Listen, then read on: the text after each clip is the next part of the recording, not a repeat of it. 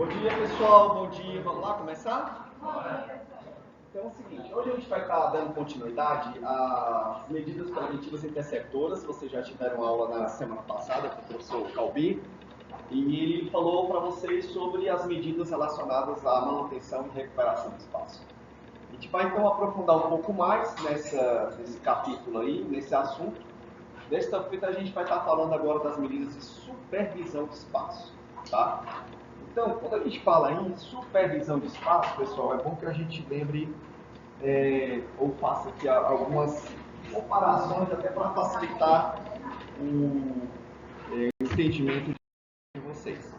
Então, sempre lembre, quando eu preciso supervisionar algum espaço, eu lembro assim de uma mala desarrumada, né? Então, quando você precisa viajar, precisa colocar muita coisa dentro de uma pequena bagagem, então, com certeza, das duas, uma. Ou você vai ter que arrumar muito bem direitinho essas coisas que você quer colocar dentro dessa mala, ou, no caso, você vai ter que aumentar o tamanho dessa mala, né? Porque, senão, você não vai conseguir realmente colocar tudo que você quer.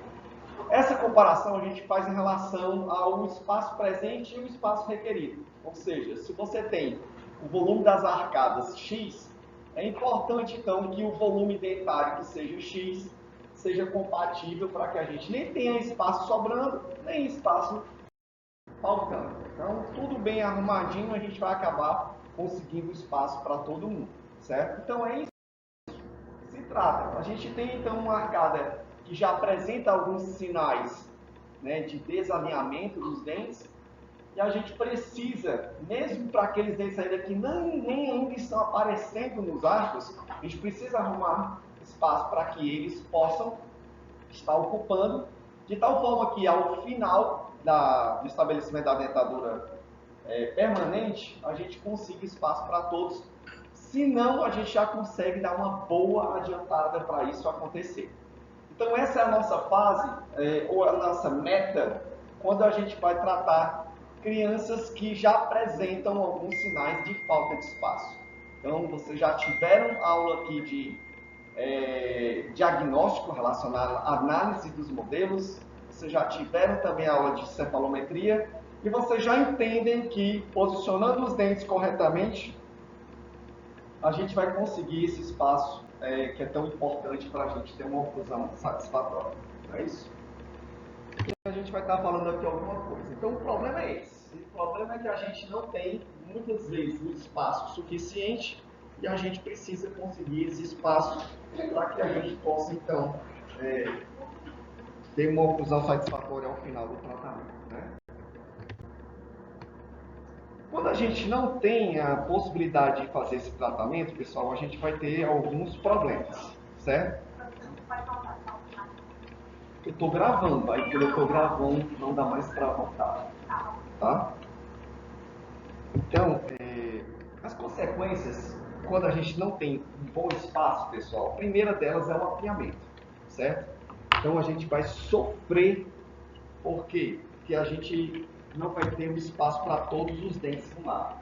E aí, consequentemente, esses apinhamentos vão poder causar problemas que mais incomodam os pacientes e seus pais. A estética, né? Então a estética, quando eles começam a perceber que estava tudo direitinho na dentição decídua e que agora na dentição mista está tudo desarrumado, dentes muito grandes para espaço muito pequeno e às vezes menor do que deveria ser, então aí os pais vão começar a chamar a atenção de quem? De nós, né? Profissionais da odontologia. Então, vocês vão ter uma responsabilidade daqui um pedacinho, né? Ou vocês, pedacinho que eu digo é logo agora mesmo, né? Nem depois de formado. E vocês já prestarem alguma consultoria, prestar alguma informação relacionada a esses problemas, em relação aos apiamentos que vão começar a acontecer em crianças que vocês vão estar aí perto por serem parentes, por serem amigos, filhos de amigos, ou, no caso, filhos dos pais, e assim por diante. Então, esses problemas de apiamento são problemas sérios. Ainda relacionado a esse aspecto, quando a gente fala em apinhamento, a gente fala também em facções dentárias, que é uma espécie também de apinhamento. Quando você não tem o espaço suficiente, ou a gente tem caninos impactados, ou os dentes posteriores impactados. E, consequentemente, esses dentes impactados, sobretudo na região anterior, eles vão poder causar um outro problema, que são as reabsorções radiculares. Isso acontece muito quando os caninos não têm espaço suficiente e eles começam, então, a se alocar ou por palatino ou por vestibular. Isso é um problema sério, que pode levar à reabsorção dos incisivos laterais. São os mais frequentemente, dentes associados com essas impacções dos caninos ou até mesmo os incisivos centrais. Então, imagine uma criança que já vai ter, logo, condenado 2 dentes na região anterior. Isso é um problema sério. E quanto antes a gente correr para tentar conseguir espaço, melhor perspectiva, melhor prognóstico para a gente resolver esse tipo de problema. Certo? Então, nós temos algumas soluções para esses problemas que acontecem nessa fase. E essas soluções são chamadas medidas de supervisão do espaço. E elas são instituídas quando? Preferencialmente, quando você está, ou você tem aí a possibilidade de tratar uma criança que está em crescimento facial e em desenvolvimento da oclusão ou da dentição. Certo? Porque e a gente vai ter a possibilidade de indicar algumas medidas que são muito mais fáceis ou são facilitadas quando nós estamos bem dentro desse período. Elas são, pessoal, consideradas medidas conservadoras. Por quê? Porque a gente não pensa nessa época em extrações de dentes permanentes. Antigamente, quando se tinha uma situação como essa, a primeira medida que se pensava logo é a extração de 4 primeiros premolares. Era bem comum, fazer essas extrações, e nós, como falamos para vocês, por termos recebido uma influência norte-americana, ou estadunidenses, essas influências acabaram também nos levando a impetrar logo na fase da dentadura mista medidas radicais como extrações de premolares. Nós podemos observar que é muito complicado a gente indicar essas extrações logo nessa fase. Por quê? Nós vamos ter ainda os ossos crescendo. E, consequentemente, quando nós fazemos ou indicamos essas extrações, a gente pode ter um excesso de espaço ao final do crescimento. E aí a gente vai ter que resolver um outro problema, que são os diastemas. Então, quais são as nossas metas, quando a gente vai tratar esse tipo de problema? A nossa meta principal é essa, é zerar a discrepância de um modelo de tal maneira que o espaço presente e o espaço requerido sejam iguais, certo? Então, o volume dentário, que a gente tem aí a somatória de pré a pré, no ar, ele tem que ser compatível com o volume da base óssea. Se, por acaso, eles se anulam, o espaço vai ser exatamente igual um ao outro, nós nem teremos problemas relacionados a um excesso de espaço, ou seja, diastemas, mas principalmente o que acontece mais frequentemente é o quê? Uma falta de espaço, ou seja, quando a discrepância de modelos ela é uma discrepância negativa, e a gente tem, por consequência, apinhamentos, certo? Esse caso foi um dos casos que eu tratei lá no meu curso de mestrado. Então, o Márcio, ele chegou com a retrusão mandibular, uma certa protrusão de maxila, e analisando as características intravocais dele, nós percebemos, então, que ele já tem uma maxila contraída, ele já tem um certo desalinhamento na arcada inferior, apesar de um diasteminha ali entre o 42 e o 83, mas ele tinha um formato do arco bem afunilado, já com a perspectiva de falta de espaço para o 13 e para o 23. Então ele estava em crescimento, com 9 anos de idade, e a gente pensa, o que é que eu vou fazer para resolver esse problema, tanto da maloclusão propriamente dita, no sentido sagital, anteroposterior, como também no sentido transversal. E assim resolver o problema de espaço que ele provavelmente vai ter. Então, a gente tem que unir 2 informações importantes, Além da análise facial, da anamnese, que vocês já aprenderam, também outras 2 informações provenientes dos modelos. Esses modelos a gente vai, então, aplicar o cálculo da discrepância de modelos e vai associar com o cálculo da discrepância cefalométrica. Unidas essas informações, a gente vai ter o que a gente chama de discrepância total. Essa discrepância total, ela vai ter então um número. Esse número então vai nos dizer o seguinte, olha, esse número você vai ter que conseguir espaço caso ele esteja ou seja negativo. Vocês estão vendo aí um número que é de menos 7 milímetros. Vocês têm uma ideia mais ou menos de quanto é um tamanho de um premolar, medido no sentido mesiodistal? Alguém pode chutar? Quanto? Nem ideia. Vocês têm um tamanho de um incisivo, de um canino, alguma coisa assim? Mais ou menos, no sentido mesiodistal, a medida deles. Vocês fizeram da medição mista, né? Os incisivos ficam em torno de quanto? De milímetros. 7, 8, não é isso? Então, um premolar, ele é mais ou menos esse tamanho, entre 7 e 8 milímetros. Percebam que se a gente fosse fazer ou solucionar o problema com extração de um premolar, a gente poderia resolver, né? Era só extrair. Mas, por consequência, a gente poderia gerar um outro problema. Seria o quê? Se eu extraísse um dente de um lado, desvio da minha mente. Então, eu posso pensar, eu estou justamente aqui entre a cruz e a espada. Esses apinhamentos, inclusive, são chamados apinhamentos limítrofes, porque a gente fica justamente entre o limite de indicar ou não indicar as extrações dentárias. A gente optou, nesse caso, por não extrair. Ele utilizou esse aparelho que vocês estão vendo, um aparelho extrabucal, que teve dupla finalidade: conter o crescimento da maxila e, ao mesmo tempo, ele promove também uma distalização dos dentes posteriores. Consequentemente, a gente finalizou, alguns anos depois do tratamento dele, com todos os 12 dentes presentes nas arcadas dentárias, sem a necessidade de nenhuma extração, com as metas que são estipuladas, inclusive, para o Andrews, naquelas 6 chaves de oclusão normal de Andrews que vocês estudaram, inclusive que vocês apresentaram no seminário, com coincidência da linha média, sobressaliência sobre mordidas normais, que vocês chamam de overbite e overfed, respectivamente. Bem, então, nossa meta, pessoal, foi cumprida. A gente conseguiu colocar pelo menos os 12 dentes aí nos lugares. A discrepância cefalométrica deu para nos dizer se a gente poderia vestibularizar os dentes, porque a vestibularização também é uma forma de você ganhar espaço quando você tem apinhamento, né? E a gente teve também, ao final, um bom perfil facial desse paciente, sem determinar uma inclinação demasiada dos incisivos para trás, ou seja, retroinclinando-os, lingualizando-os, que isso poderia implicar o quê? Num perfil muito côncavo para esse paciente. Então, toda vez que a gente puxa os incisivos muito para trás, ou seja, lingualiza, os lábios acompanham.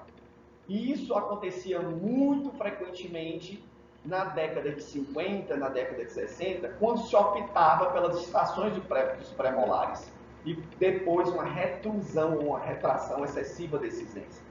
Então, o perfil dos pacientes, ou os perfis, ficavam muito côncavos e esses pacientes sofriam depois esteticamente com um envelhecimento do perfil. Não é isso como vocês estão vendo hoje em dia com a HOF, né? A harmonização orofacial, o que é que ela faz normalmente? Preenchimento labial.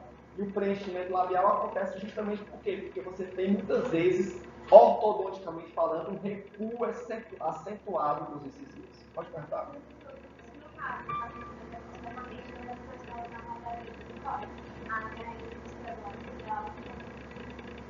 Entendi. Extrabucal.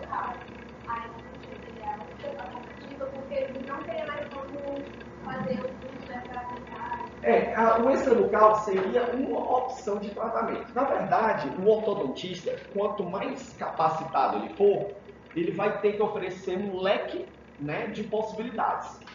O extrabucal é um dos aparelhos que você consegue distalizar, mas existem outras formas de você conseguir essa distalização para você conseguir espaço, certo?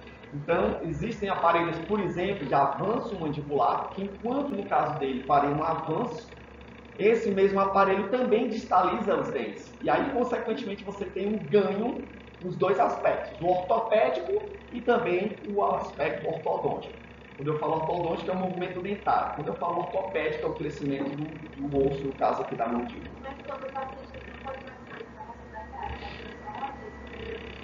Quando ele já passou da idade e ele não pode usar o extrabucal, hoje em dia você ainda tem um recurso que é muito utilizado, que é a ancoragem esquelética. Então você pode usar mini parafusos, mini placas, para você então conectar o aparelho ortodôntico e distalizar os dentes, certo? Então, hoje a ortodontia ela oferece aos seus profissionais muito mais recursos do que acontecia na década de 50 e 60.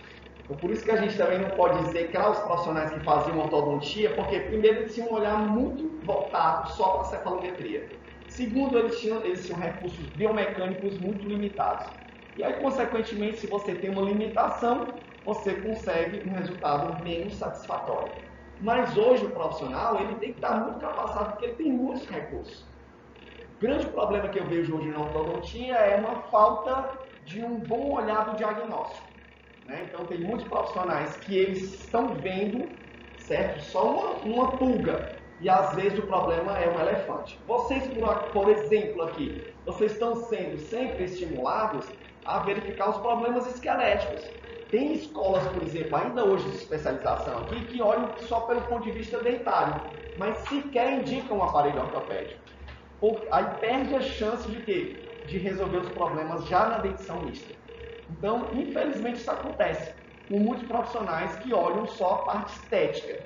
Tem, por exemplo, crianças que a gente vê hoje com 7, 8 anos, 9 colocando brackets. Para que colocar brackets? Tem que ter uma justificativa muito plausível. Então, eles estão vendo os problemas dentários, às vezes tem problemas funcionais, tem problemas ortopédicos, e o profissional não consegue ver isso daí. Entendeu? Por quê? Porque a ânsia do paciente é colocar o bracket. A ânsia do profissional é segurar o paciente colocando bracket, entendeu? E quanto a gente sabe, o problema, normalmente nessa fase aí, tem que ser tratado o problema que tem que ser tratado, que é o esquelético e o funcional. Não estou dizendo que a gente não pode colocar brackets, mas são situações bem limitadas, muito mais do que a gente colocando outros aparelhos, principalmente os ortopédicos, os funcionais e inclusive os que vocês estão aprendendo aqui. Sintam-se felizardos por isso, que não são todas, nem as escolas de graduação que fazem esse tipo de abordagem, certo? Bem, então pessoal, no final a gente teve, olha só, uma ampliação das arcadas, certo? Essa ampliação, essa expansão, foi uma forma da gente conseguir espaço. É uma medida, inclusive, considerada para a gente alinhar todos os dentes. Esse paciente teve um tratamento em duas fases. Eles chamam de tratamento com a modalidade bifásica.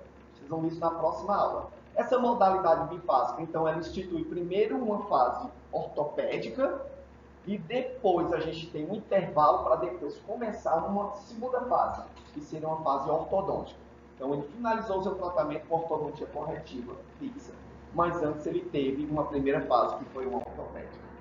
E terminando com a obtenção das relações de classe 1, e que a gente teve também uma sobressalência, uma sobremordida normais. Isso aí é o Márcio, quando eu me encontrei com ele em 2019. Então a gente tem um encontro de tempos em tempos de ex-alunos lá da USP, e num desses encontros ele acabou mandando um e-mail para mim, eu estava até me lembrando dele nessa época. Rapaz, vamos nos encontrar então na USP, pode dar um abraço.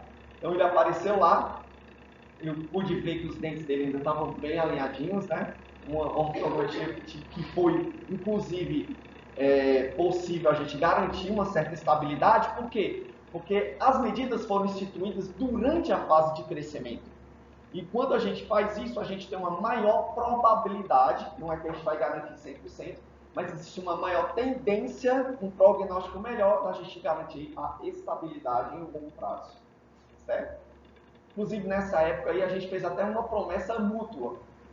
Eu percebi que ele era um fumante, e a gente tem esse hábito, quando a gente chega muito perto assim, das pessoas, de a gente tanto olhar para os dentes, olhar para o rosto e também sentir um certo odor. E aí eu comentei, rapaz, mas tu tá fumando? E ele tinha me dito que tinha acabado de ter um filhinho, Aí eu disse para ele, rapaz, mas o meu problema é maionese. Aí pronto, eu prometi aí que ia parar de comer maionese, e ele me prometeu que ia parar de fumar. Não sei se ele está cumprindo a promessa, eu já estou conseguindo cumprir a minha parte, né? A primeira fase dele foi ortopédico e removido. Ortopédico e funcional, foi. Isso. E a segunda foi ortodôntica foi dois braços. Aí esse espaço tempo é mais ou menos quanto? Mas é bem relativo. Pode ser 6 meses, pode ser 1 ano, pode ser 2 anos. Depende quando você termina a primeira fase. Depende, certo? Bem, então, pessoal, vocês precisam saber, responder primeiro essa parte aí. Esse espaço realmente é suficiente? Para isso, né, você precisa, então, determinar. E se você já constata que não é o suficiente? Se não é o suficiente, então você vai ter que começar agora a pensar. Quanto você precisa? Já sei que não é suficiente, mas eu preciso saber em termos de milímetros. Quantos milímetros estarão faltando para que eu consiga zerar a discrepância de modelo, junto com a discrepância cefalométrica, tendo uma discrepância total de zero? Então, depois que eu já sei quanto, eu preciso saber e como é que eu vou poder ganhar esse espaço. Porque se for 7 milímetros, eu vou ter que agora determinar como eu vou ganhar. E depois de saber como eu vou ganhar, eu vou saber quais os aparelhos que eu vou usar.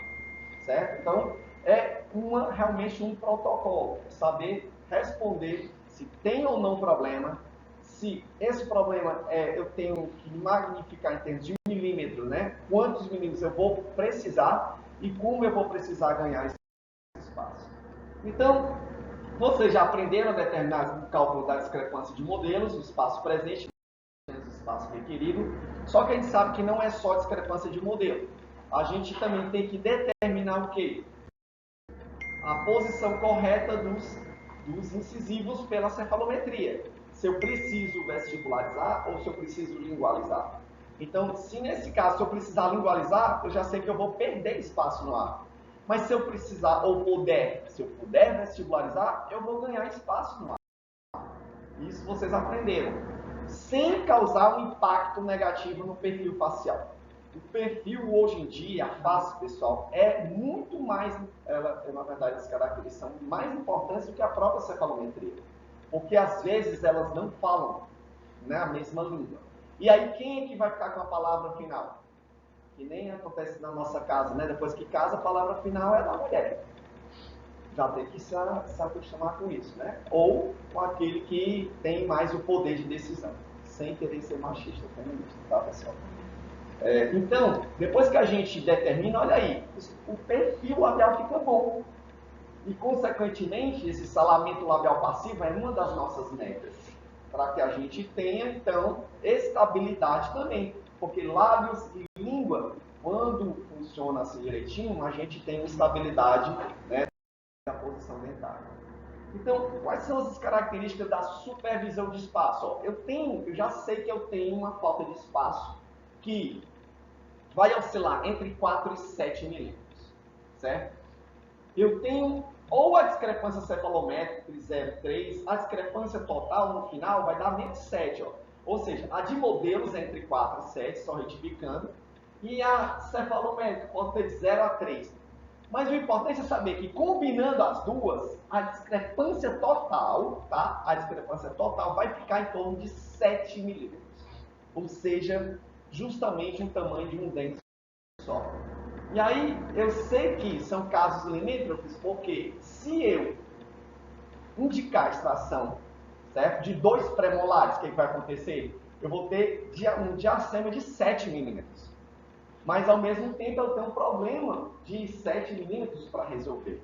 Então, fica justamente aí em cima do muro mesmo o problema, entre extrair ou não extrair. Eu não posso, já sei, extrair um dente só um premolar. Como vocês mesmos já falaram, a gente vai ter o problema de desvio de linha média, não é isso? Então, consequentemente, eu não posso nem extrair 2 premolares, porque eu geraria muito espaço, mas eu tenho um problema de 7 milímetros para resolver. Então, consequentemente, eu tenho que saber que as extrações não são bem-vindas nesse caso. Mas por que não? Porque eu estou com o paciente em crescimento. eu estou com as arcadas podendo ainda crescer. Às vezes eu tenho problemas funcionais envolvidos. E se isso estiver concorrendo para a atrofia dos arcos, eu tenho que pensar em alguma medida para que ortopédica para conseguir estimular. Então a gente já sabe que esses problemas acontecem, apinhamentos, uma discrepância negativa, que é o volume dentário incompatível com o volume das bases ósseas, que estão pequenas. Isso pode também estar associado com perdas precoces de dentes tecidos, tá? Porque os dentes vão estar brigando lá dentro do osso por espaço. E começam também algumas reabsorções antecipadas de alguns dentes, né? Então, isso pode gerar também, com o passar do tempo, problemas de espaço para os dentes permanentes se romperem e também mordidas cruzadas, ou anteriores ou posteriores, principalmente as posteriores, se as arcadas forem muito pequenas. Se eu tiver um problema do paciente que tem respiração bucal predominante, deglutição de chupeta, adaptada por conta da chupeta, o dedo, mesmo que tenha parado e tenha causado a mordida aberta, isso vai concorrer para a atrofia não só da arcada superior, mas da arcada inferior também. E pode concorrer, pessoal, para o surgimento das mordidas cruzadas. Essas mordidas cruzadas, principalmente as posteriores, quando a arcada superior começa a atrofiar, a inferior também começa a atrofiar, por conta da intercuspidação. Mas vai chegar um momento que a inferior não consegue mais sofrer essa redução. Aí a mordida cruzada posterior pode acontecer. Se ela continuar desenvolvendo essa contração, o que é que vai acontecer? A mordida cruzada vai ser bilateral. Certo? Eu, sinceramente, não sei o que é pior, se é a bilateral ou a unilateral. Porque a unilateral, o que é que acontece? Muitas vezes ela vai levar a uma assimetria facial. E, consequentemente, essa assimetria, muitas vezes, se ela não for corrigida em tempo ou nesse tempo, ela vai ser perpetuada. Então, o paciente ele vai poder apresentar, né, uma assimetria esteticamente desconfortável para a qualidade de vida dele, além do que ele pode também desenvolver problemas relacionados às articulações temporomandibulares, desenvolvendo assim DTMs, com deslocamentos do disco e às vezes sem redução desse disco. Isso pode concorrer também para uma baixa ou uma perda na qualidade de vida dele, certo? Então, para vocês, quando vocês se depararem com mordidas cruzadas, já saibam, foi contração do arco superior, isso tem a ver sim com medidas de supervisão de espaço. Se vocês não forem tratar, indiquem para o profissional o mais rapidamente possível, tá bom? E se não tiver dinheiro, manda para cá. A gente consegue tratar aqui com os aparelhos que vocês estão aprendendo. Certo? Então a gente vai tratar um pouco desses problemas também. Então, os apinhamentos, quando eles surgem, a gente precisa saber que eles têm uma relação direta, porque você tem ou uma redução do perímetro, ou uma redução da profundidade da arcada, ou a largura dos arcos entre si, ou seja, as distâncias interpenianos, intermolares descidos e permanentes, diminuiu. Então, consequentemente, como é que você vai poder ganhar esse espaço? Agora, a gente vai começar a ver como é que a gente pode ganhar. E uma das formas é justamente o quê? Eu fiz o cálculo da discrepância cefalométrica e observei que os incisivos estavam muito igualizados. Então, ao vestibularizar esses dentes, eu vou conseguir espaço. Certo? Então, é como se fosse uma expansão, só que essa expansão para a região anterior. Eu posso também pensar em expansão posterior, que seria uma outra forma, uma outra medida de supervisão de espaço. E uma outra forma seria aumentar o perímetro, como? Por meio de distalização. Então, essa distalização pode ser feita sim também com aparelhos removíveis, para que você possa colocar esses dentes mais para trás. Né? Tem outros tipos de aparelho de distalização, mas a gente vai fazer um pouquinho com vocês, cada um. Essas são as 3 medidas relacionadas à supervisão, principalmente, pessoal. Distalização, vestibularização e expansão. Certo? Se a gente colocar numa tabelinha e saber, ou souber, quanto a gente vai ganhar com cada uma, ao final a gente vai poder dizer, a gente vai conseguir resolver esses 7 milímetros que estão faltando atualmente. Porque o paciente também está em crescimento. E, sobretudo, a gente pensar no tratamento sem extrações. certo? Eu lembro muito bem que eu tive um caso bem desafiador e nesse caso eu fiquei deveramente intrigado se eu extraía ou não. Então, ao entrar em contato com o meu professor do curso de aperfeiçoamento que eu fiz há muito tempo atrás, eu apresentei as características ao professor e ele disse, olha, não trata esse caso com extrações dentárias. E assim eu fiz. E consegui, ao final do tratamento, colocar os 24 dentes. Só, logicamente, quando necessário, extrações dos terceiros molares, né? Então, não extraímos pré-molares. Porque os pré-molares, na verdade, são dentes que atingem muito mais, em termos emocionais, os pais das crianças. Porque eles pensam, como é que você vai extrair, doutor, 4 dentes que estão totalmente bons aqui, meu filho? Então você vai então tirar 4 órgãos dele, né? Ele não vai dizer nesses órgãos, mas ele vai pensar, vai tirar uma coisa que está boa. Não é admissível isso, né? Então, consequentemente, terceiros molares ainda dá para aceitar. Por quê? Porque todo mundo tira, né? Culturalmente, tradicionalmente, isso acontece. Então, enquanto a gente puder, vamos pensar tratamento sem extrações e até mesmo sem desgastes interproximais. Porque hoje a moda com alinhadores é tacar a broca, né? Tacar a broca, tacar a lixa, vocês vão resolver muitos problemas desses aí, né? De perdas de contatos interproximais por conta de tratamentos ortodônticos que foram planejados às custas de quê? De muito desgaste interdentário. Então, esse caso aí, ó, deu para ver com uma boa expansão, uma distalização superior e uma certa vestibularização inferior. Dá para perceber que ali os 2 dentes centrais estão um pouco lingualizados. Então, o milímetro que você consegue com essa vestibularização vai se somar com outros milímetros da expansão e com outros milímetros da distalização. Então, somando essas medidas, você vai corrigir aqueles 7 milímetros que estão faltando. Tá bom? Então, a distalização, nesse caso aí, a gente conseguiu com um aparelho extrabucal. Mas você pode conseguir com outros aparelhos essa distalização com aparelhos removíveis. Isso, então, proporciona um aumento do perímetro do ar, consequentemente aumentando o espaço presente nesse caso. Como é? Então, a gente vai mostrar aí. Esse aí também é um exemplo de aparelho extrabucal. A gente coloca duas bandas, 2 anéis, coloca um tubo e desse tubo a gente coloca o extrabucal. Esse extrabucal é conectado com a tala, o casquete, e um elástico puxando os dentes para trás, né?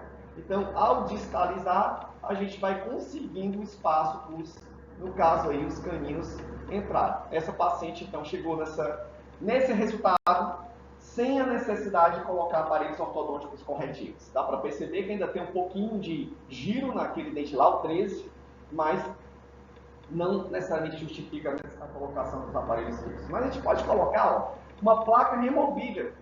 Essa placa removível a gente pode colocar 2 parafusos, se forem os 2 lados afetados ou que haja necessidade. Esses parafusos, então, eles são colocados dentro desse aparelho e a gente dá uma instrução para os pais ativarem esse parafuso. Então, ele vai dar uma voltinha, existe uma chavinha que a gente coloca dentro do buraco, dois buraquinhos, e ao rodar esse buraco, ele vai afastando esses 2 blocos aqui, ó. Então, tem um bloco que vem para trás, que é esse aqui, e essa outra parte aqui do parafuso está associada com essa parte anterior. Então, cada vez que você roda uma chavezinha que tem aqui, esse bloco vai ser posicionado para trás. Você pode fazer primeiro de um lado, depois que você consegue a digitalização desse lado, aí você vem para o outro lado, aí começa também a ativar esse lado, e esse bloco desses dentes aqui, ó, eles vão todos para trás. Preferencialmente, a gente deve fazer isso enquanto os segundos molares ainda não romperam, porque você vai ter um dente a menos para carregar para trás, certo? Então, esse seria um exemplo de um aparelho removível que pode ser utilizado com a possibilidade de você distalizar os dentes posteriores. Depois que a gente distaliza, a gente pode estabilizar essa situação enquanto os caninos não irrompem. E aí, depois que irrompem, você já parte para uma segunda fase, que seria uma ortodontia corretiva. Tá certo? Bem, na distalização aqui inferior, cai até um pouco como o que vocês viram na aula do professor Calvi, né? Houve uma perda ali do perímetro, o dente, inclusive, deu uma tombada e uma mesializada. E aí, o que a gente fez? Ó, colocou também um aparelhinho. Vocês aprenderam também a confeccionar uma mola, não foi? Para distalizar? Pode ser uma mola, mas quando essa perda já é maior, o conselho é você trocar a mola por um parafuso. Esse parafuso também vai sendo ativado e a gente vai conseguindo jogar esse dente aqui mais para trás. Estou dizendo esse dente, mas você pode fazer também com os dentes posteriores, tá certo? De tal modo que você diminua aqui a discrepância, que no caso é de menos 7 milímetros. Ok? Naquele outro caso, estava um bloco de dente radicular. Você tem como vou dizer, um fator adverso, se ele não é bem-vindo, né? Seria um efeito colateral negativo, a vestibularização dos dentes. Então, conforme você vai distalizando os posteriores, existe uma força de reação capaz de vestibularizar. Naquele caso daquele paciente, ele tinha os incisivos um pouco lingualizados. Então, a gente queria, enquanto distalizasse, a reação seria para vestibularizar. Então, a gente tinha um ganha-ganha e melhoraria em dois aspectos a falta de espaço. Ou seja, pela vestibularização dos superiores e pela distalização dos posteriores, certo? Mas se isso não for bem-vindo, aí você já tem que pensar em outra estratégia sem usar esse tipo de mecânica, tá bom? Bem, então, o interesse da gente, pessoal, também às vezes é o quê? É vestibularizar os dentes. Se você viu na discrepância cefalométrica que existe essa possibilidade, eu vou colocar esses dentes para trás. Eu vou ganhar ali 1, 2 milímetros, mas esses milímetros vão me ajudar no ponto geral. Tem pacientes, inclusive, que esteticamente têm um perfil um pouco já côncavo. Se eu vestibularizo os dentes superiores e boto uma inclinação correta, porque eles estão muito lingualizados, eu vou conseguir melhorar o perfil e conseguir mais espaço. Como é que eu posso conseguir isso com aparelhos removíveis? Eu posso conseguir com molas digitais. Lembra que vocês fizeram molas digitais para distalizar? Essas mesmas molas podem servir para vestibularizar. E aí eu coloco só aqui um arco de Hawley. Eu sei que a turma da tarde, inclusive, já confeccionou um arco de Hawley, não foi? A turma da manhã já fez um outro arco, que foi o de Walters, para um outro aparelho. Vocês ainda vão fazer, pessoal da tarde? Hã? Fez, né? Começou a fazer. Começou a ver. Pronto. Então, pessoal, essas molinhas que são feitas com fio 0,8 são colocadas aqui na frente para a gente empurrar esses dentes para frente. E aí, ao empurrar, a gente consegue alguns milímetros a mais para resolver os problemas da falta de espaço. Certo? Aqui, ó, dá para perceber que ao mesmo tempo a gente está fazendo expansão e vestibularização. São duas medidas, inclusive, que a gente pode fazer concomitantemente. Esse aqui a gente estava distalizando só um, mas a gente, inclusive esse daqui dá para perceber, ó, que ele tem até um giro, tá vendo? Então, depois que eu amplio a arcada e consigo espaço, eu consigo também as custas de um movimento de vestibularização e o arco de Hawley, que ele vai controlar também a quantidade de vestibularização. Então, uma das finalidades desse arco é não só eu retrair, mas eu controlar, colocar um limite e servir de um anteparo, para quando ele bater lá o dente, ele vai sofrer uma força que vai alinhar, mesmo sem usar brackets, né? Então, eu só estou mostrando que muitas pessoas acham que a primeira medida seria logo colocar brackets. Talvez os brackets sejam importantes quando eu vejo que o paciente não colabora. Se eu coloquei lá um aparelhinho removível e está difícil de usar, o meu plano B vai ser o quê? Colocar os brackets com fios que eles alinham perfeitamente. Não sou contra não, tá? Mas se eu puder colocar um aparelho que vai gerar uma facilidade na higienização para uma criança, é o que eu vou fazer. A não ser que eu tenha uma leitura muito correta, precisa de que os pais vão estar entrando no banheiro para ajudar essa criança a fazer uma boa higienização. Porque ela nem vai ter noção, conhecimento, né, uma parte cognitiva avançada para saber que tem que escovar, e nem muito menos uma habilidade, uma coordenação motora para fazer uma boa higienização, quando eu coloco um fator retentivo de película lá, né, que são os brackets. Tudo bem? Bem, então essa vestibularização pode garantir um pouco mais de espaço, é só colocar uma molinha digital, uma placa que a gente vai conseguindo, espaço para erupção, né, de todos os dentes, ou no caso na maioria. Então esses apinhamentos, eles podem ser muito bem resolvidos às custas de expansão, e é o que a gente vai estar vendo agora. Perceba, a gente já viu vestibularização, a gente já viu distalização, e agora a gente vai falar um pouquinho de expansão, que é a terceira medida.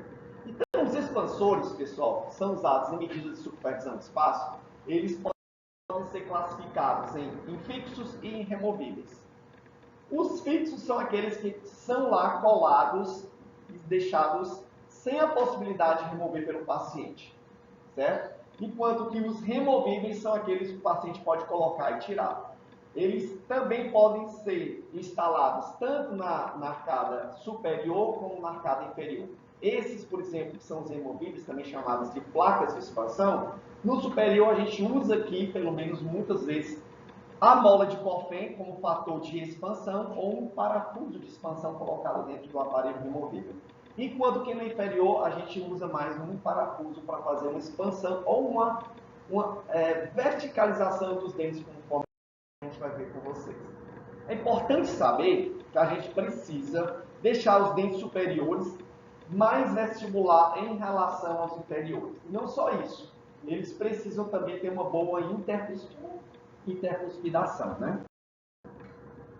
Então, esse padrão normal é importante, pessoal, para garantir, né, que o crescimento adequado aconteça quando as cúspides palatinas dos premolares e molares superiores, ó, elas se assentam adequadamente nas fossas dos premolares e molares inferiores.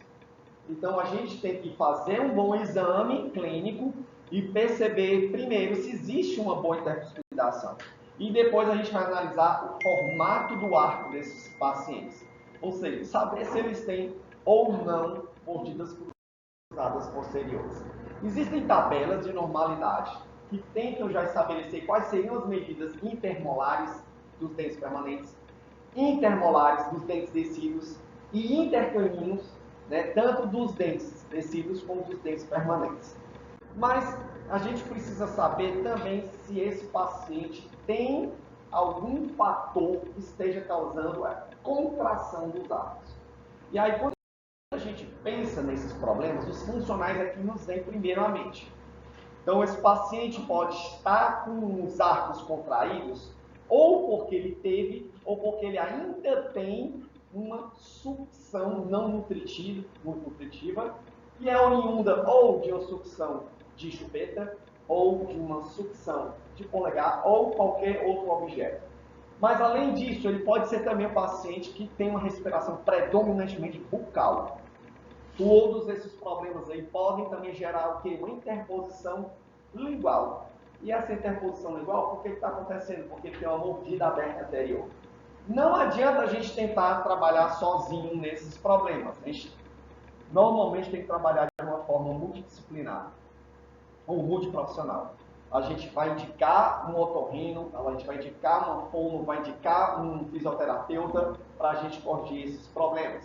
Mas a gente sabe que já tem um impacto que seria na contração.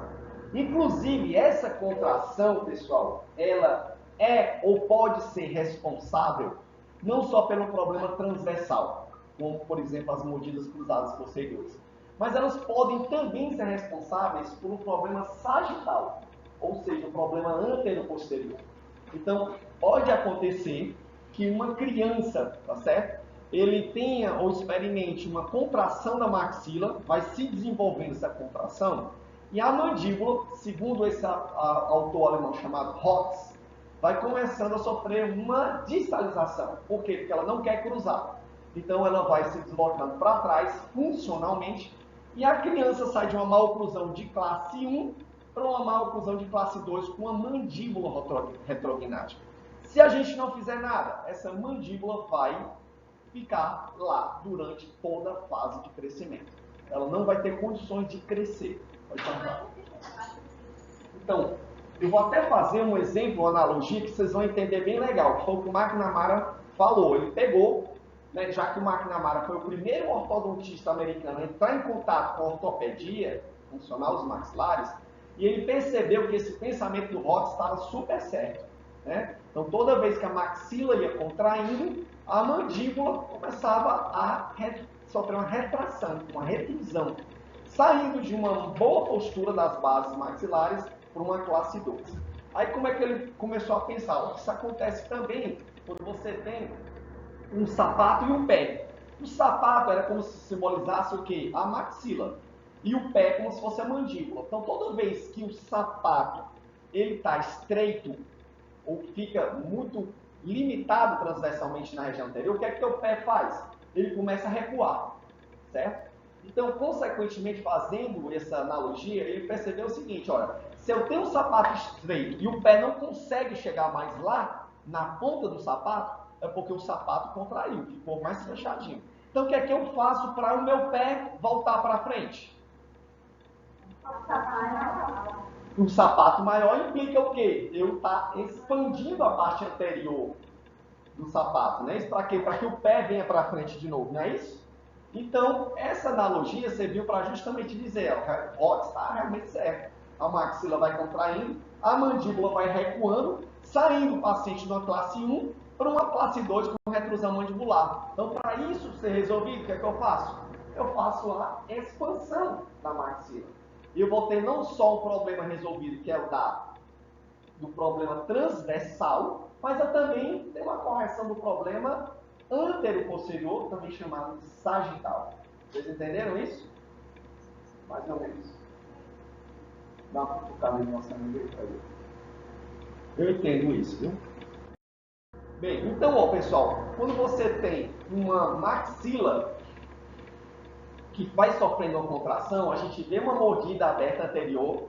Se vocês se depararem com mordidas abertas anteriores, o paciente está com 7, 8 anos, essa mordida não fechou, tem alguma coisa errada ali.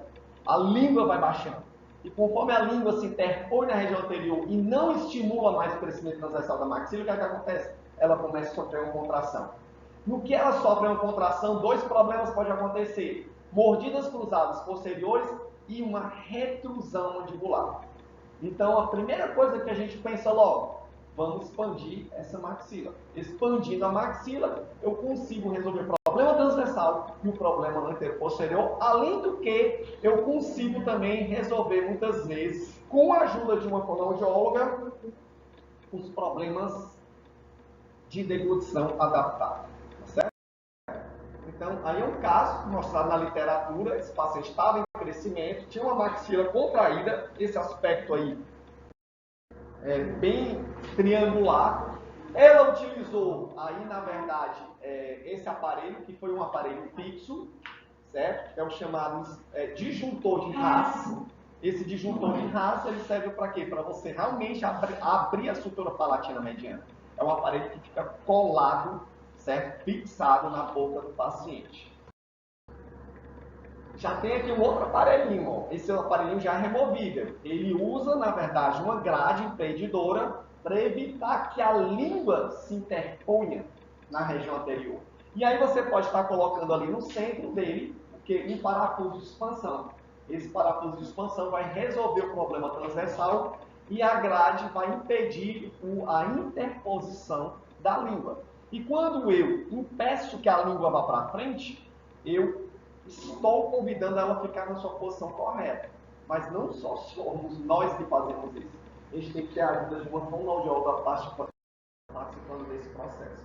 Então aí mostrando, pessoal, que essa grade tem realmente uma função mecânica. Dá para perceber que os dentes, eles vão, com o potencial que eles têm de erupção, eles vão fechando a mordida.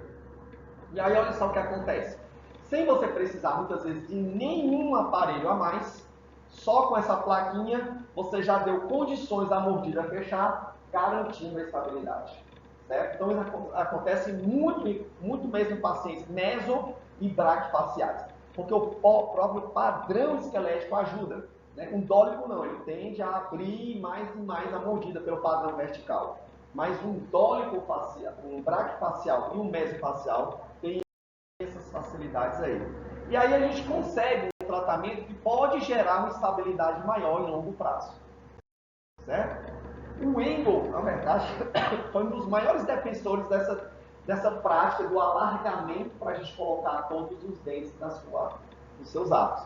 Depois que o Engel morreu, uma outra possibilidade de tratamento acabou surgindo. E foi, na verdade, como tudo acontece na humanidade, né, principalmente quando está dando certo, ela se disseminou de uma forma descontrolada, que foram as extrações dentárias. Então, todos os casos eram tratados com extrações. Felizmente, na década de 50, entre 50 e 60, a forma de trabalhar expansionista, que é chamada, ela ressurgiu. E aí, nesse sentido, o Haas foi um dos grandes disseminadores dessa possibilidade de tratamento nos Estados Unidos. Né? Então, isso acabou concorrendo para que o professor Haas, esse daí que eu estou aí, né, não gosto muito de tietar não, mas nessa oportunidade eu estava lá e nem consigo, nem meu propósito de gabar não, tá, pessoal?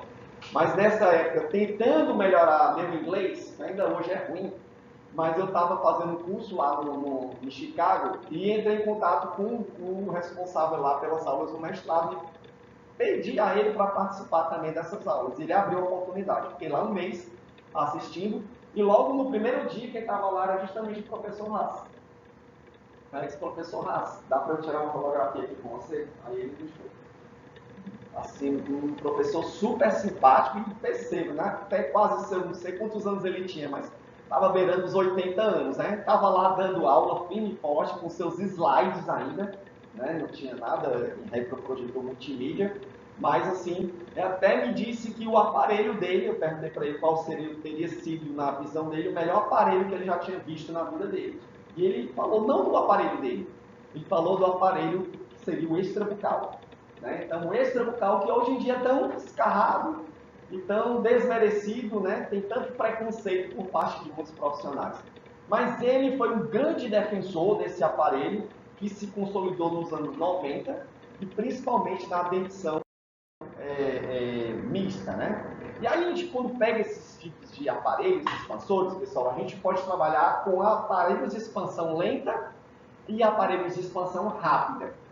E entre esses dois ainda tem aqueles que têm uma ativação, que é a velocidade que a gente ativa, que é chamado de semi-rápida. Só que para a gente indicar esses aparelhos, a gente tem que avaliar algumas características do paciente, principalmente relacionadas à idade do paciente, o padrão facial dele e as características dentoalveolares, que agora a gente vai ver com vocês quando é que a gente deve indicar um aparelho de expansão lenta, de expansão rápida ou de expansão semi-rápida, certo? Então, quando, por exemplo, vocês pegam o paciente, vocês vão começar a observar várias características. Uma delas é a face. Pacientes que têm um rosto muito estreito, e como vocês viram na aula da professora Juliana, aquele olhar, né, cansado, olheiras, né, lábios entreabertos, narinas que não se movimentam muito, você já fica ou tem um sinal ali de alerta ligado. Provavelmente são pacientes que podem estar sofrendo corriqueiramente ou de problemas respiratórios alérgicos ou é um outro fator etiológico causando essa respiração bucal. E aí isso pode levar o quê? A arcada ficar mais triangular. Ela não fica mais redondinha. E quando isso acontece, também pode levar a uma inclinação vestibulolingual dos dentes posteriores. Eles começam a sofrer uma inclinação lingual. Então vocês vão verificar essas características aí para perceber o que é que vocês podem fazer, né? Em termos de tratamento. É bom saber quais são os formatos normais. Dá para perceber que na dentição desses tem esse aspecto aí, ó, sempre circular. Já na dentição mista, você já tem um aspecto mais ovoide. E na dentição permanente já fica uma forma mais parabólica. Então, vocês vão ter que exercitar o olhar de vocês para descartar ou, no caso, associar o tratamento com expansores. Porque se tiver um formato errado, provavelmente vocês vão ter que atuar para resgatar esse formato normal.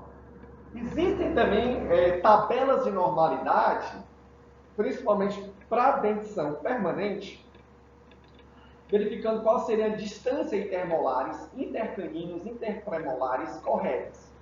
Mas muitas vezes a gente trabalha com o quê? Com crianças. E a gente precisa, então, avaliar muito mais clinicamente essas características. Então, olha só, um formato anormal. Dá para perceber claramente que ele se torna um aspecto triangular. Ele também é chamado, assim, de palato ogival. Dá para perceber que aqui, ó, existe um triângulo, onde o ápice do triângulo fica apontado para essa região anterior.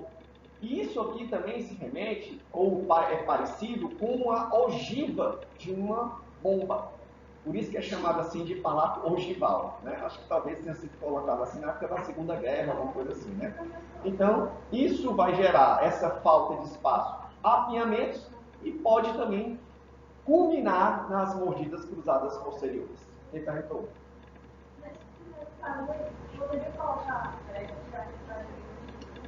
Então, aí eu já vou aproveitar a tua pergunta para lançar a seguinte questão. E o seguinte alerta para vocês. Toda vez que vocês se depararem com dentes assim girados, especificamente os incisivos laterais superiores, muitas das vezes são os caninos que estão fazendo essa pressão aí. Quando eu coloco os brackets, esses brackets, que sabe o que eles vão fazer? Eles são projetados, então, para ficarem lá nos incisivos laterais, já na posição definitiva dos incisivos laterais. Ou seja, com aquela angulação das raízes para distal. Então, imagine, vocês lembram da fase do patinho feio? Lembra? Como é que é a fase do patinho feio? Você tem todos os ápices convergindo, né? E os caninos estão lá nas pontas desses ápices, né? Por isso, inclusive, que essa pressão é para que haja essa convergência. Conforme os caninos vão irrompendo, o que é que vai acontecendo? A pressão dos caninos, então, vai fechando os diastemas e vai havendo uma divergência das raízes e a convergência das coroas. Então, imagine se você pegar uma criança que tenha diastemas ou essas alterações e os caninos estejam lá, você coloca um bracket, passa um fio e vai jogar as raízes para uma divergência. O que é que você acha que vai acontecer? Vai jogar contra a coroa dos caninos que estão lá. Por quê? Porque eles ainda estão em processo de erupção. E vai culminar fatalmente em quê? Reabsorção das raízes dos laterais. Reabsorção. Por isso que quando eu vejo uma criança, certo, com brackets, eu já fico, sinceramente, com vontade de chegar nos pais e dizer, ó, tira esses brackets amanhã. Eu não vou fazer isso não. É só a vontade, tá, pessoal? Porque muitos dos colegas não percebem o perigo extremo de estar causando uma iatrogenia, certo? Por quê? Porque o bracket lá, se você não colar na angulação certa, ele vai jogar a raiz do lateral contra a coroa do canino que está lá em cima. Quando eu vejo essa característica aí, é quase certo que você tenha uma influência do canino nesse lateral. E se eu passar um bracket aí, provavelmente ele vai sofrer reabsorção. Aí, resultado, é melhor que eu trabalhe primeiro garantindo espaço. Como é que eu garanto espaço? Expansão, certo? Ou expansão com removível, ou dependendo da idade, das características dentárias, aí eu vou para a disjunção.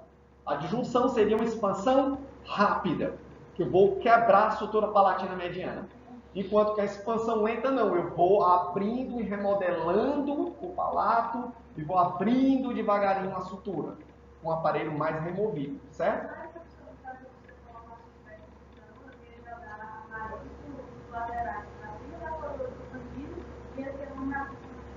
Exatamente isso. Certo? E muitos colegas não veem isso, essa possibilidade. Sabe por quê? Porque eles estão mais preocupados na parte estética, eles querem logo colocar, o pai quer colocar um bracket, ele acha que o aparelho ortodôntico é bracket, é fio, né? E isso pode acontecer em qualquer esfera, pode ser com um aparelho, um alinhador, ou pode ser também com um bracket. Os alinhadores, na verdade, o grande problema deles não são os alinhadores. É quem planeja os alinhadores dentais transparentes. Pode ser até de uma empresa como a Invisalign, certo? Mas o Invisalign é assim, ó, ele manda um planejamento para o ortodontista. o ortodontista vai dizer assim, ok, eu aceito, aí, ok, ó, não é por aí. Tem que fazer isso primeiro, tem que primeiro expandir, depois de expandir, aí sim que eu vou colocar esse dente no lugar.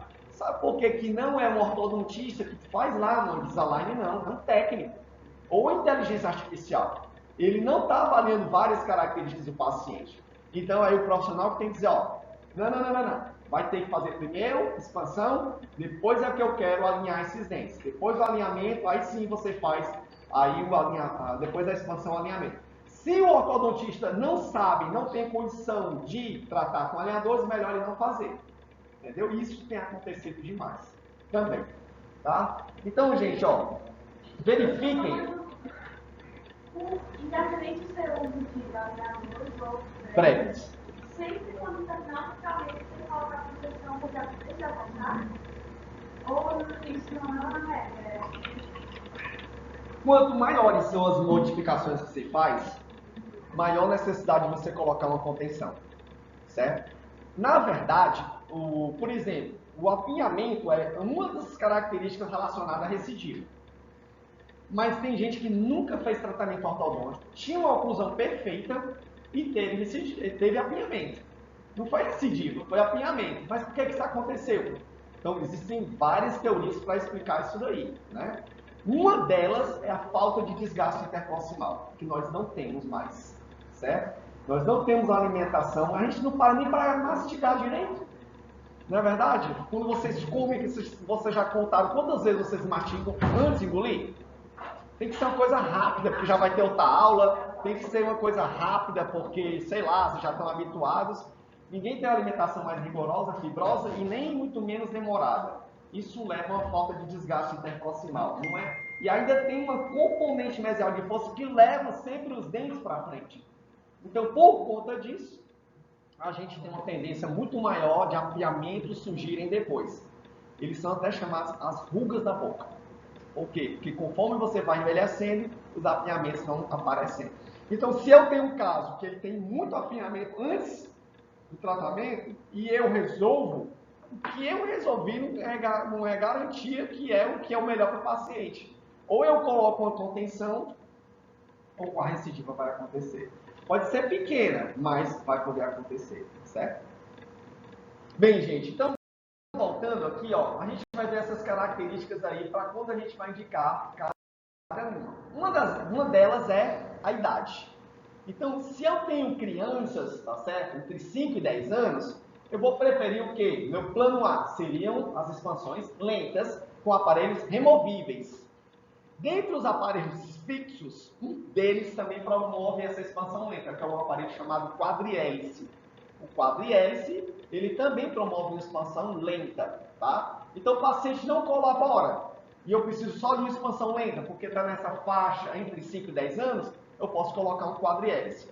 Mas se ele é um paciente colaborador, e ele vai me ajudar na utilização do aparelho removível, eu vou fazer uma expansão lenta com um aparelho removível. Deu para entender? Se ele já está numa fase aqui, cronologicamente falando, entre 11 e 15 anos, eu já sei que eu vou ter mais dificuldades de fazer uma expansão.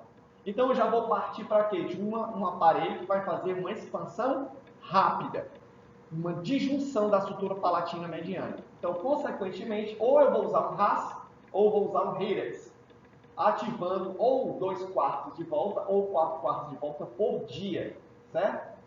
Então, essa já seria uma opção em que eu tenho essa faixa aqui de idade, entre 11 e 15 anos. Aí o paciente já está numa idade mais avançada, 16 a 21.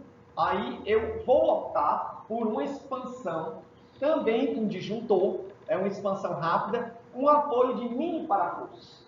Então os mini parafusos, que hoje em dia a gente chama de ERPAN ou MARP, vão também causar a abertura da sutura ou a disjunção da sutura palatina mediana. Então eu tenho um bom prognóstico quando eu faço essa expansão superior.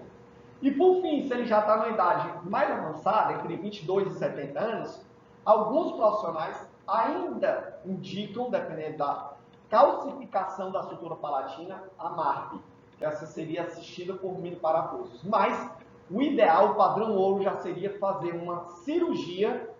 Essa cirurgia, então, você faz uma abertura cirúrgica da sutura palatina mediana coloca um disjuntor, tipo um raso ou hirax, e faz essa disjunção da maxila. As semi-rápidas, por exemplo, são aqueles pacientes que eu tenho uma contração bem significativa.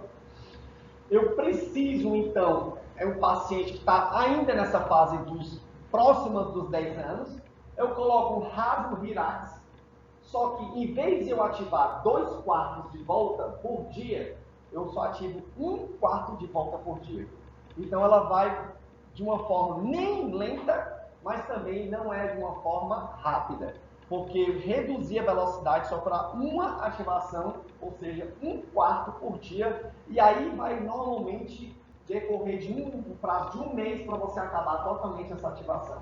Enquanto que você faz 2/4 de volta por dia, em 2 semanas você acaba essa expansão. E se você vai mais rápido ainda e ativa 4/4 de volta por dia, em 1 semana você já acaba a ativação, certo? Então, por isso que as rápidas são chamadas aquelas que, no máximo em 2 semanas, você já acaba o processo de expansão.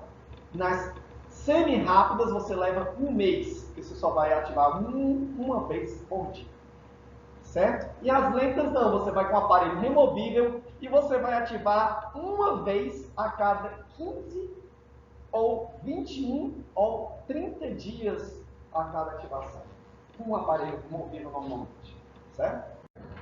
Então, a gente hoje, além de usar essa faixa cronológica da idade, a gente também utiliza até a tomografia computadorizada de peixe cônico para ver a idade da sutura, ou seja, o nível de calcificação. Quanto mais a calcificação acontece lá para a região posterior, menor a perspectiva da gente fazer uma expansão que não seja cirúrgica.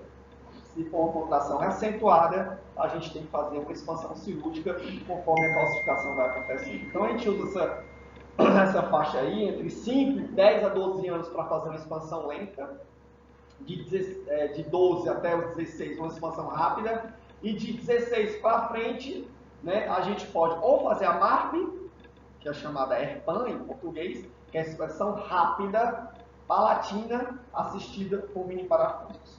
Mas até uma certa idade, por volta dos 21, 25 anos, a previsibilidade vai diminuindo. Aí você opta pela ERMAC, que seria a expansão rápida da maxila assistida cirurgicamente, certo? Então a gente tem que perceber que esses processos de crescimento vão acontecendo, de remodelação e da sutura palatina mediana. Isso na maxila é ótimo, porque a gente tem 2 processos aqui de expansão, pessoal, da sutura e da remodelação. O problema na arcada inferior, porque na arcada inferior ninguém tem mais crescimento da síntese mentoniana, que já se fechou depois do 2º ano de vida. A gente só vai poder fazer expansão inferior às custas de remodelação e muito mais pela verticalização dos dentes posteriores.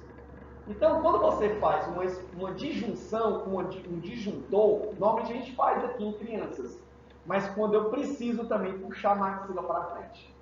Então, essa disjunção, ela acaba disjuntando não só a sutura palatina mediana, mas todas as suturas do complexo nasomaxilar. E isso favorece ao quê? A você trazer a maxila mais para frente. Então, muitos profissionais usam nesse sentido, né? E a gente precisa fazer logo, quando esse arco vai atrofiando, causando uma assimetria facial. Não sei se vocês percebem se tem um lado menor ou um lado maior dessa criança aí. Vocês chutam qual aí, qual lado? Esse aqui? Se esse aqui está maior, a mordida cruzada está para esse lado, que é o menor. É isso mesmo? Vamos ver se vocês acertaram. Ixi, é o contrário. Ela está desviada para lá. Esse lado aqui está maior, esse lado aqui está menor. E aí a mordida cruzada está acontecendo. Eu acho que essa distância daqui para cá, ó, e essa aqui daqui para cá, ó, da base da orelha até o mento e daqui para cá, ó, da base da orelha até para cá. Então, se ela está se deslocando aqui, ó, essa parte aqui fica maior e aqui fica a mordida cruzada. Deu para entender? Ó, se eu estou levando a minha mandíbula para cá, por exemplo, certo? Toda vez que eu mastigo, eu estou fazendo isso. Esse lado aqui vai estar longo e esse lado aqui vai estar curto. E aí a mordida cruzada vai estar para esse lado aqui, certo? Mas esse lado está menor de mordida cruzada? É, aqui, ó, ele leva em consideração essa distância daqui para cá e essa daqui para cá. Não sei se está igual na visão de vocês, essa daqui para cá e essa daqui para cá. Tá igual? Não. Esse fica maior? E esse lado aqui fica mais magrinho. O que não, que ela está deslocando para lá. Esse fica, que ela mastiga mais. A musculatura do masseter fica mais robusta, enquanto que aqui ela fica mais afinada, fica mais longa.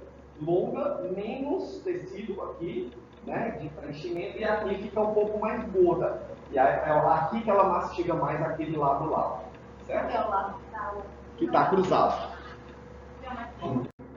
Bem, então, pessoal, a época ideal para a gente tratar, certo, seria nessa época de crescimento. Não dá para garantir, conforme você fez a boa pergunta, não dá para garantir estabilidade, não.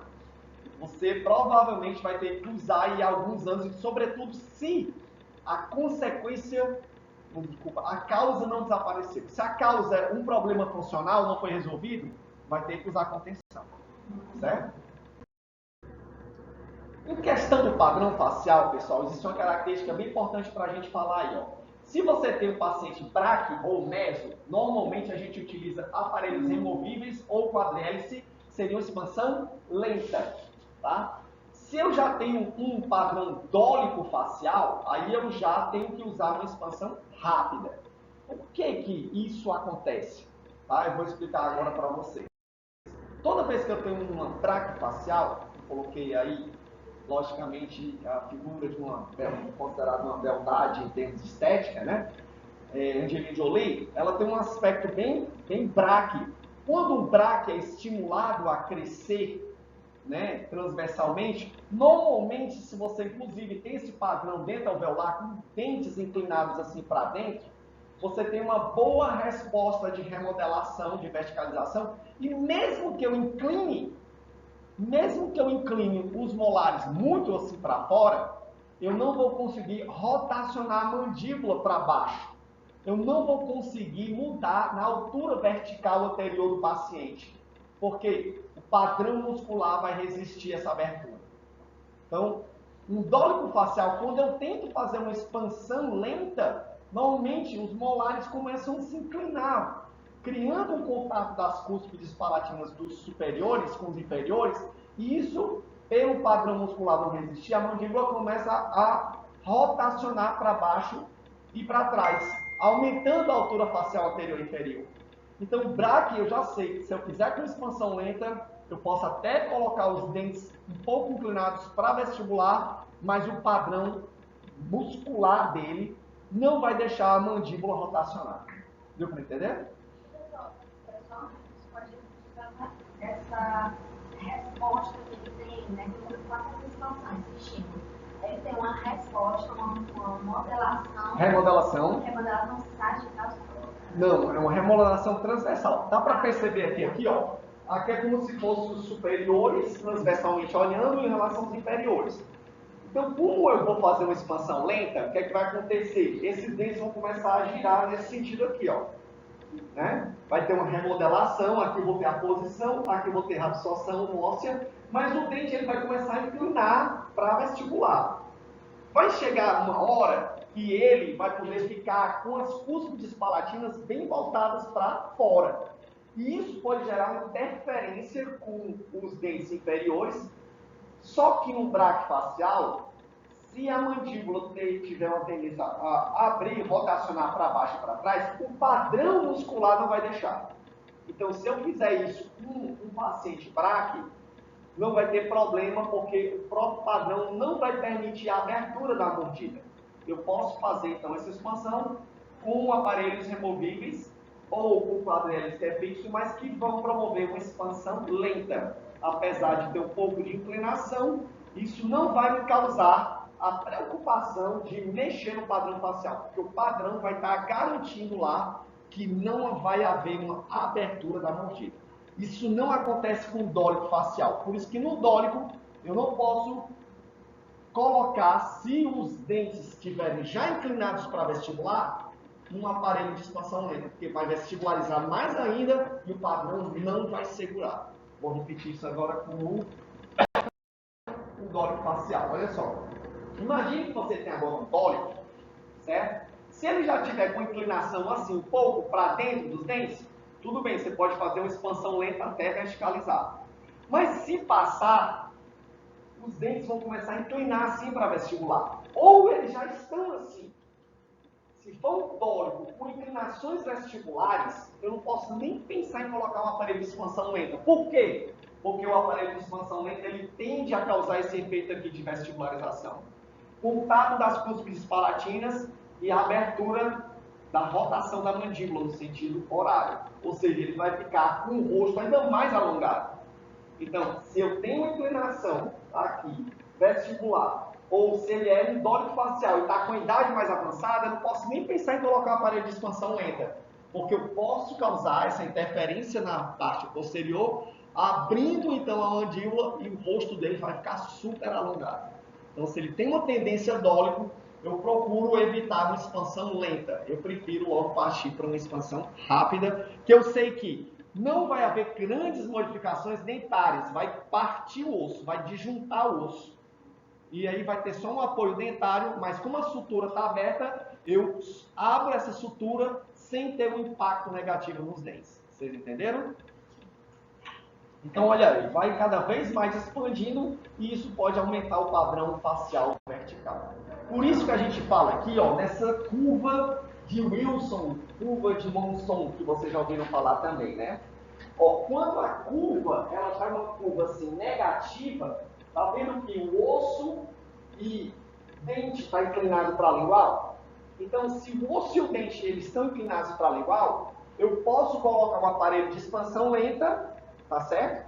E isso vai verticalizar os dentes. Mas se eu já tenho um paciente que tem uma curva de Monson assim, ó, a expansão lenta vai exacerbar essa inclinação. E aí o que é que eu tenho que optar nesses casos aqui? Uma expansão rápida. Porque a rápida vai quebrar, vai disjuntar a sutura palatina mediana. Ela não vai, né, causar esse tipo aqui de problema, sendo que o paciente já tem, ele já tem essa inclinação, eu não posso exacerbar. Então, para essas situações aqui, uma curva de Wilson positiva, eu já tenho que usar uma expansão rápida, ou seja, uma disjunção. Se ele tem essa curva negativa, ou seja, essa inclinação para lingual, aí eu posso usar uma expansão lenta. Você quer perguntar? No semi-rápido, eu só vou indicar, por exemplo, quando eu sei que é um paciente que está em crescimento, ele não é colaborador. Aí eu já opto por um aparelho que vai ser fixado lá na boca e eu posso fazer uma ativação por dia. É a indicação da semi-rápida. Que, no caso, para um dólico facial é melhor, mas pode ser usado com BRAC também. O que eu estou considerando só numa semi-rápida é a falta de colaboração, que ele não está conseguindo usar o aparelho removido, tá bom? Então, repetindo, pessoal, aqui de novo essa parte da curva de Monson ou curva de Wilson. É a mesma coisa, tá? Vocês já aprenderam isso na oclusão, foi na disciplina?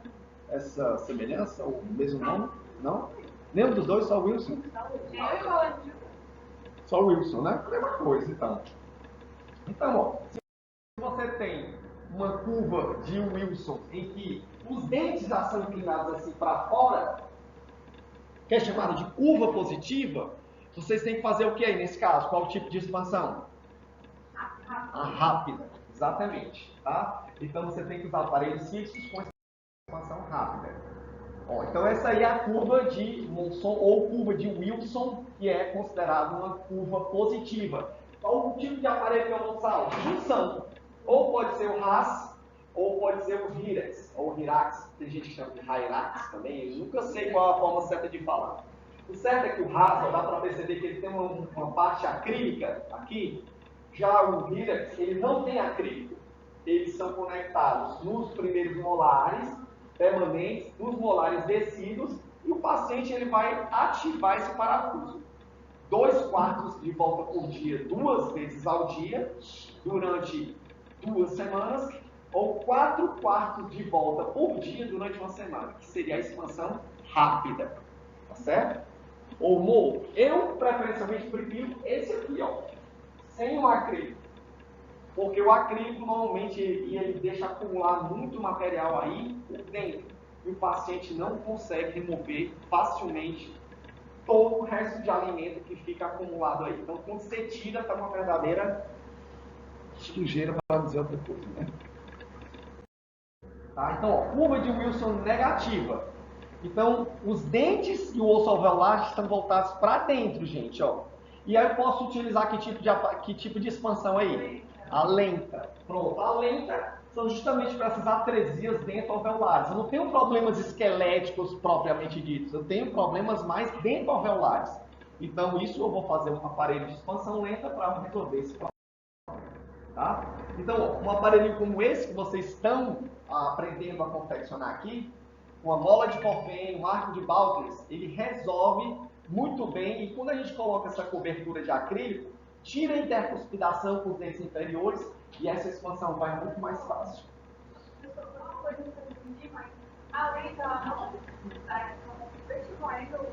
Ela tende a vestibularizar. Ela, se você colocar, por exemplo, um aparelho desses, uma criança de 7, 8 anos, a sutura também vai responder. Ela só não vai abrir abruptamente como se fosse uma fratura.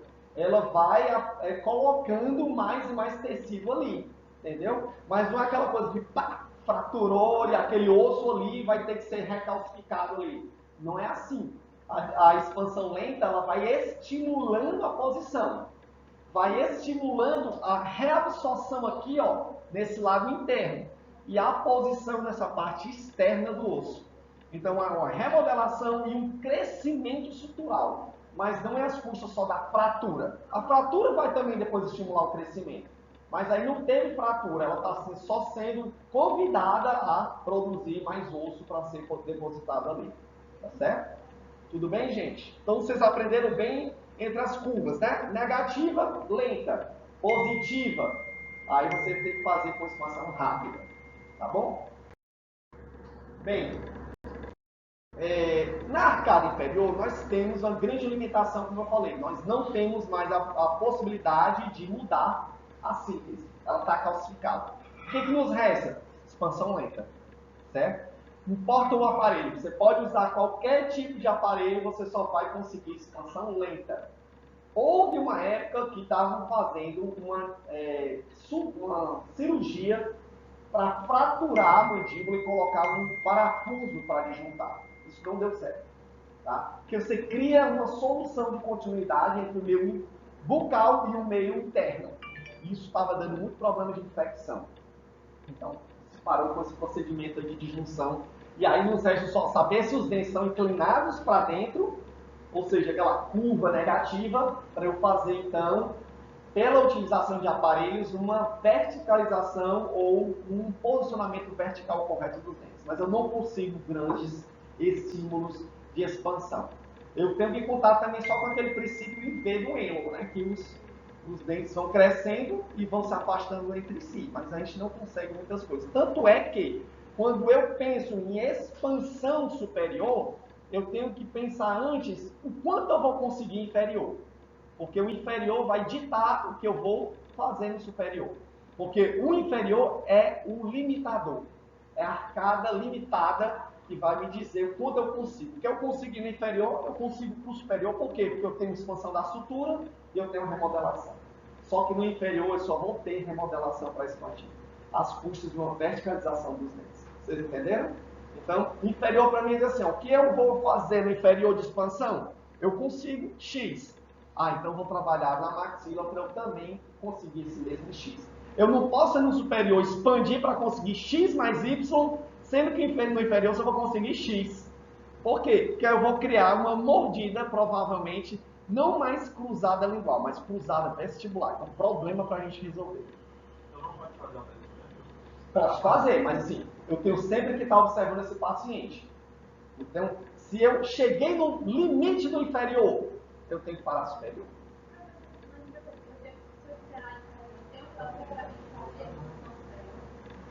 Não necessariamente. Agora, é difícil você não precisar. Difícil, é muito raro. Certo? Tudo bem, gente? Então, esse aparelho aí é um aparelho chamado Schwartz. O Schwartz é uma plaquinha que vocês estão vendo aqui, ó, que a gente coloca um parafuso e esse parafuso vai sendo ativado. 1/4 de volta normalmente a cada 21 dias.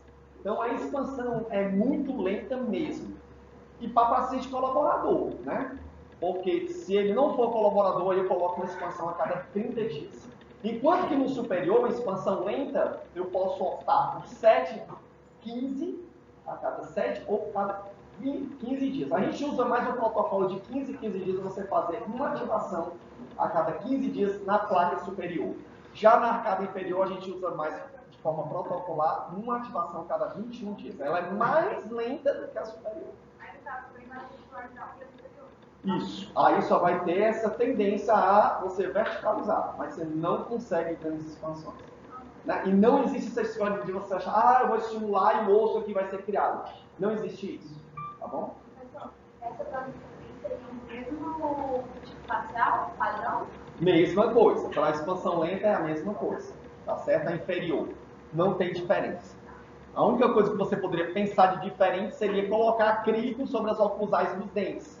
Só para evitar que eles destruam os dólicos faciais. Acrílico. Você faz uma cobertura de acrílico. Dá para perceber que aqui está vindo só até a lingual? Então, no dólico, você pode colocar aqui até a metade das oclusais. Para ter um efeito de mordida e eles não ficarem livres para romperem, conforme eles vão sendo verticalizados. Tá bom? Bem, então aqui, ó, mostrando de novo algumas figuras para vocês, pessoal. Fixos, eu tenho aqui o RAS, aqui é o quadrihélice, ó, uma figura do quadrihélice. Por que ele é chamado quadrihélice? Vocês estão vendo aqui essas bolinhas aqui, ó, no fio? Isso é um chamado de helicoide. E tem 4 helicoides, tem 2 posteriores e 2 anteriores. Então, cada vez que você coloca esse aparelho, ele já entra como se fosse ativado, expandido. Você ativa esse aparelho a cada 60 dias.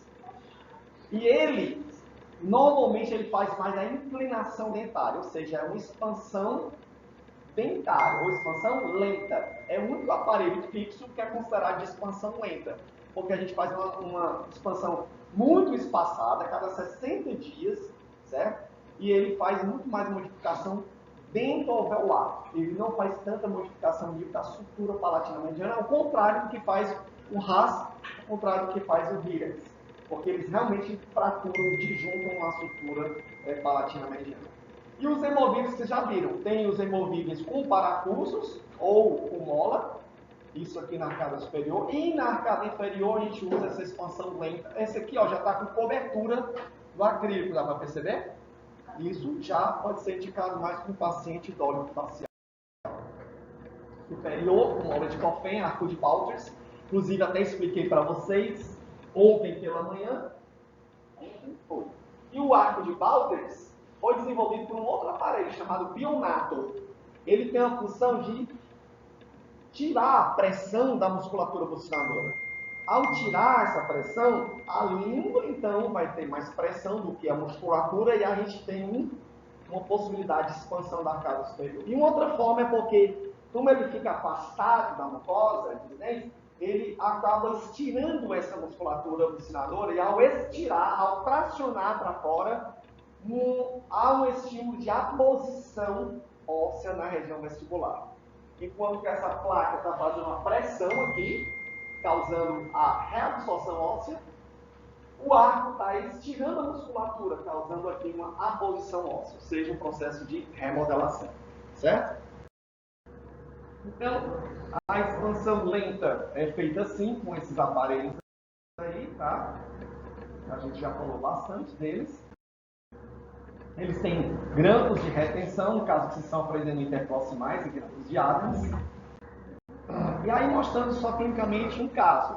Essa menininha aí, ela precisava de uma intervenção nessa época de supervisão do espaço. Ela tinha uma retrusão mandibular, um pouco de crescimento aí da maxila. A gente percebeu que ela tinha uma mordida aberta anterior com falta de espaço para erupção com os incisivos. Ó. A relação de caninhos aqui era de classe 2. E olha o formato do arco dela, pessoal. É um formato normal? Dá para perceber que já existe um aprofundamento, né? Não é tão triangular. mas ele não é um formato considerado normal, né? Então, o que é que acontece? Ela chegou aqui com quase 7 anos, terminou essa fase, que é a primeira fase, com 8 anos. No começo ela não era muito colaborativa, passou a ser, usou muito bem, né? Isso depende também de nós. Somos fatores estimuladores do uso desse aparelho. Ela tinha problemas de respiração, que era mista, com a consequentemente desenvolvimento da mordida aberta anterior, ela tinha uma deglutição adaptada, tinha um ato de sucção de dedo, já tinha tido, e onicofagia, e uma ausência de selamento labial passivo. Ela contraía a musculatura quando ela fechava a boca. A gente percebeu que ela era mais mesofacial, o perfil dela era convexo, porque a mandíbula dela era um pouco recuada, né? Provavelmente já com a contração da maxila, vocês lembram? Distoclusão compulsiva de Hotz, a mandíbula vai recuando, porque a maxila está contraindo. Então, ela foi diagnosticada com a classe 2 com a maxila um pouco prognata e a mandíbula retrognata. Né? Em termos dentários, a gente percebeu relação de classe 2, mesmo os dentes descidos e dentes descidos, já com um pouco de sobressaliência e falta de um trespasse vertical normal. Então, só passando um pouco mais para frente, ó, forma dos arcos, dá para perceber que são formatos principalmente superiores já contraídos. A gente percebe que essa parte aqui já está sofrendo um abaulamento da remodelação. A discrepância de modelos deu aí em torno de -6. A cefalométrica também, um triângulo de Tweed, que normalmente é o mais radical de todos, deu -2. E aí, se você juntar as duas coisas, né, a linha P, ela também teve -1, ó. Então, -1 com -6, -7, certo? -6 com -2 do Tweed dá -8. Então, estava ali entre -7 e -8 milímetros. Está dentro das medidas superiores do espaço ou não, pessoal? Tá, por quê? Porque a gente viu que seria nessa faixa de 7 e 8 com ausência de espaço, ou seja, discrepância total de -7 ou -8 milímetros. Então, quais seriam as medidas aí propostas? A gente então pensou na expansão e na distalização, né? Então, a gente pode fazer as duas coisas juntas? Pode. Mas aqui a gente colocou um aparelhinho, ó, pode ser com parafuso também, ou com bola de Coffin, com expansão lenta. Ela estava com que idade? 6, quase 7 anos. Idade mais do que indicada para fazer uma expansão lenta. O padrão dela era um padrão que? Meso. Eu poderia fazer também expansão lenta, tá? Não precisava ser expansão rápida ou de junção, porque ela não era dólico facial. Tudo bem? Então, aí o que acontece? Ó, ela usou uma bola de Coffin, aí a gente colocou em vez da grade o acrílico, que é uma espécie de concha que a gente faz aí, para evitar a interposição lingual. E depois dessa expansão que a gente fez, a gente colocou o aparelho extrabucal também conectado no expansor. Foram dois momentos que a gente fez. E olha depois de um certo tempo o formato do arco como ficou. Dá para perceber que ele ficou no formato mais normalizado. Inclusive, está vendo essa marquinha aqui, pessoal? Ó, é uma prova para a gente que o paciente está usando bem o aparelho. Porque ele está usando tanto, ó, está ficando marcado na região posterior do aparelho. Tá? Então, conseguimos espaço com os incisivos laterais, a mordida foi fechada na região anterior, e está tudo partindo para um crescimento normal, inclusive em relação de classe 1, ó, que não tinha. Lembra que estava classe 2? Então, o antes e o depois, ó, classe 2, aqui já está em classe 1. Mordida aberta, a mordida já está fechando. Falta de espaço, ó, e aqui eu já tenho, inclusive, diastema e espaço para redução de todos os dentes. Só com um aparelho de concha e um aparelho extrabucal que a gente usou. Então, como considerações finais, pessoal, a gente está nessa fase, vamos pensar de forma conservadora. Ao contrário dos nossos colegas de antigamente, que eles não tinham muitas possibilidades, inclusive nem de diagnóstico, nem de tratamento. E hoje a gente pode fazer ou colocar em prática medidas conservadoras para evitar as extrações como primeira opção. Tá?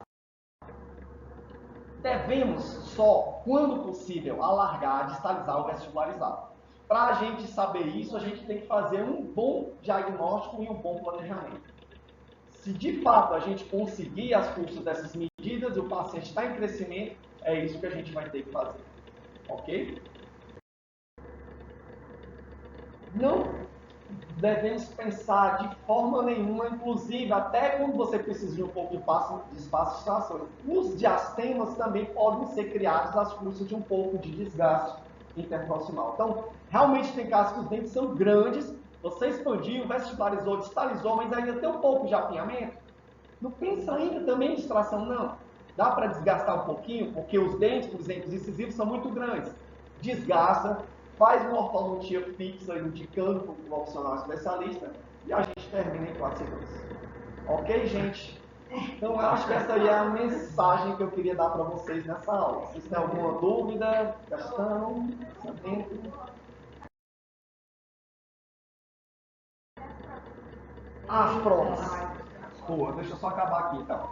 Livros, eu vou disponibilizar aqui para vocês. E a aula também, que foi gravada, tá certo? Eu vou dar tudo pro Arthur. Aí o Arthur, ele passa para vocês ou não, se vocês fizerem raiva a ele, como fizeram ontem para ele, ele não vai